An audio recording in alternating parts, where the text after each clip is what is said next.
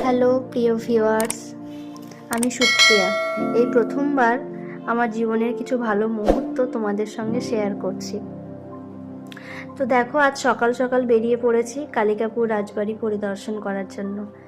এর আগে একদিন এসেছিলাম রাজবাড়ি দেখার জন্য, কিন্তু সন্ধে হয়ে গেছিলো, সেই জন্য ভেতরে আমরা ঢুকতে পারিনি।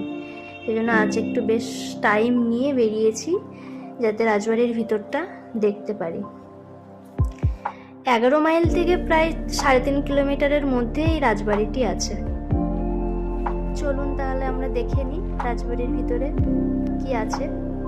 ওখানে পৌঁছাতেই আমাদের কাছে একজন আসলেন, এসে বললেন যে 10 টাকা টিকিট কাটতে হবে। আমরা টিকিট কাটলাম।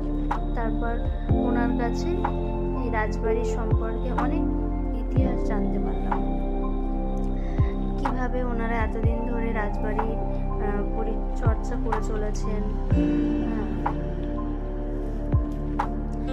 রাজবাড়ির ইতিহাস সমস্ত কিছু আমরা ওনার কাছ থেকে শুনলাম। তারপরে আমরা রাজবাড়ির ভেতরে প্রবেশ করলাম। ভেতরে গিয়ে দেখি প্রি ওয়েডিং ফটোশ্যুট চলছে। ওপর থেকে এই মন্দিরটি দেখছিলাম। মন্দিরটি অনেক পুরনো, খুব সুন্দর। আমার তো খুব ভালো লাগছিল, ওখান থেকে তো আসার ইচ্ছেই করছিল। তাই মনের আনন্দে একটু নাচ করছিলাম। বড়মশাইকে বললাম একটু ফটো তুলে দাও, তাই আমার কয়েকটা ফটো তুলে দিল। কাপের ফটোশ্যুট করবো বললাম, কিন্তু না, উনি ফটো তুলবেন না, তাই একা ফটোই তুললাম।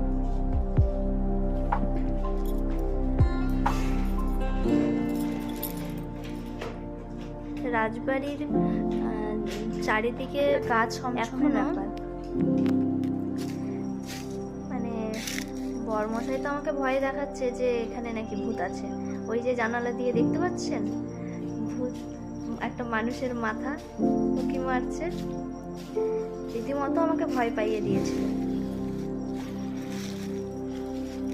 চারিদিকটা কেমন শুনশান, মানে কেমন একটা রহস্যময় একটা জায়গা।